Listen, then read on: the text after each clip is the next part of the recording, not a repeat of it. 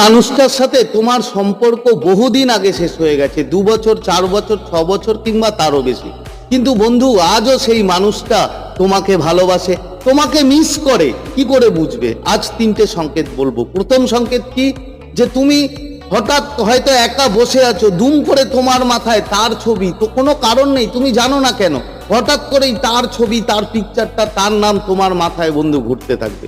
এর পরের সংকেত কি, তুমি একদম বিন্দাস আছো, তোমার মনে কোনো কষ্ট নেই, কিচ্ছু নেই, হঠাৎ করেই ওর কথা ভেবে, ওর নাম মনে করে তুমি এতটাই স্যাড হবে, তুমি বুঝতেও পারবে না যে আমি কেন স্যাড হয়ে গেলাম, কিসের জন্য আমি কষ্ট পাচ্ছি।